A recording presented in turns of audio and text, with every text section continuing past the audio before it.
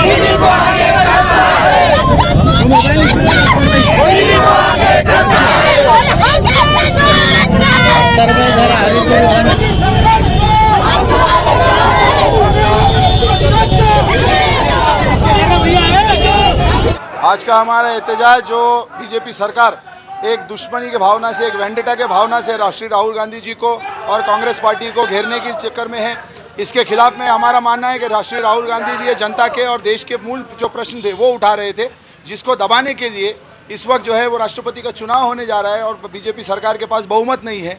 ये सारी चीज़ों को दबाने के लिए, महंगाई, बेरोजगारी और सारे मुद्दों को दबाने के लिए जो है तो ये राहुल जी को बुला के बार बार ईडी कार्यालय में बिठाया जा रहा है। हमारा मानना है कि ये जो मूल प्रश्न थे, बेरोजगारी, महंगाई और जो किसानों के प्रश्न और जो युवाओं के प्रश्न, बेरोजगारी के प्रश्न जो इस वक्त अभी निर्माण हुए हैं अग्निवीर के, जिसमें आप देख रहे हैं कि जगह जगह युवा नाराज़ हैं, वो सारे चीज़ों से रुपया हमारा गिरता जा रहा है। ये सारे प्रश्नों से ध्यान भटकाने के लिए, ध्यान हटाने के लिए मोदी सरकार एक ऐसे मामले में फंसाने की कोशिश कर रही है श्री राहुल गांधी जी को और कांग्रेस पार्टी के नेताओं को, जिसका कि पहले ही जो है तो एक तरीके से निकाला जा चुका है। इसमें ना कोई प्रॉपर्टी का ट्रांसफ़र हुआ है, ना कोई कैश ट्रांसफ़र हुआ है, फिर भी जो है वो राहुल जी को बार बार बुला के जो है तो तंग किया जा रहा है। हमारे कांग्रेसियों को ये मांग है कि ये तुरंत बंद होना चाहिए, वरना आज जो कांग्रेसियों ने किया है इससे ज़्यादा आक्रामक भूमिका कांग्रेसी लेने के लिए तैयार है। अगर ये सोचते हैं कि ये हमको डराएंगे दबाएंगे, तो हमने अंग्रेज़ों से डरे थे और ना वो अंग्रेज़ों के जो चमचे हैं उनसे हम डरेंगे।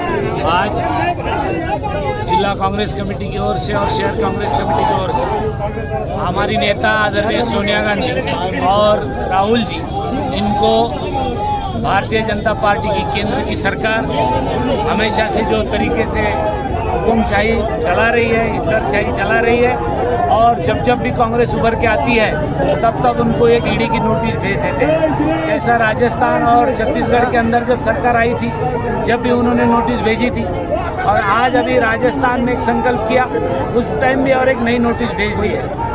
इस ढंग से, जिस तरीके से हमारे नेताओं को परेशान करने का काम चल रहा है, उसके निषेध में हमने यहाँ धरना रखा है।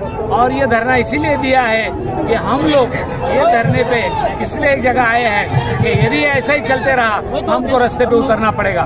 इसका निषेध हम करते हैं। शुक्रिया। हमारे नेता ने उसका टीवी पे जाहिर निषेध किया है दिल्ली में, और मैं भी उसका निषेध करता हूँ। हमारा ये मानना है कि युवाओं के साथ खिलवाड़ हुआ है। युवाओं को 2 करोड़ रोजगार के सपने दिखाए गए थे मोदी सरकार द्वारा। मोदी जी ने जुमला दिया था कि 15 लाख देंगे, उसके बाद भी देखिए कि आज जो है तो अर्थव्यवस्था चौपट है, लोगों के पास से रोजगार चला गया। युवाओं को ये बताया गया कि तुमको सरकारी नौकरी मिलेगी, लेकिन सिर्फ 4 साल का उनको एक टर्म दिखाकर, जिसमें ना कोई पेंशन है ना कोई बेनिफिट्स है उनको, और उसके अंदर जो है तो उनको ढकेला जा रहा है। उसके बाद उनको बेरोजगार कर दिया जाएगा ताकि उनको नौकरी ना मिले। इसलिए युवा नाराज़ हैं, वो सड़कों पे उतरे हुए हैं।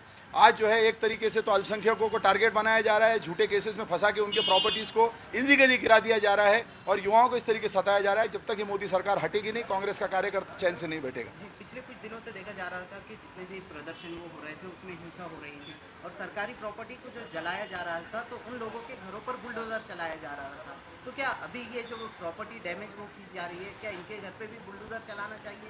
बुलडोजर चलाना किसी भी नागरिक के घर पे अगर वो दोषी भी पाया जाता है तो ये इलीगल है। ये कहीं कोर्ट और हमारा संविधान इसकी इजाज़त नहीं देता। और जिस तरीके से मोदी सरकार एक अल्पसंख्यकों को और जो माइनॉरिटीज़ हैं उनको निशाना बना रही है, इसकी निंदा सिर्फ देश में नहीं अंतर्राष्ट्रीय लेवल से भी हो रही है। और जो युवाओं के साथ खिलवाड़ किया गया है, उनके फ्यूचर के साथ खिलवाड़ किया गया है, हमारा ये मानना है कि ये बहुत गलत है। और कांग्रेस सरकार ही इस देश को एक सुशासित और एक अच्छी सरकार दे सकती है। जब तक ये सरकार को हम उखाड़ के नहीं फेंकेंगे, हम चैन से नहीं बैठेंगे।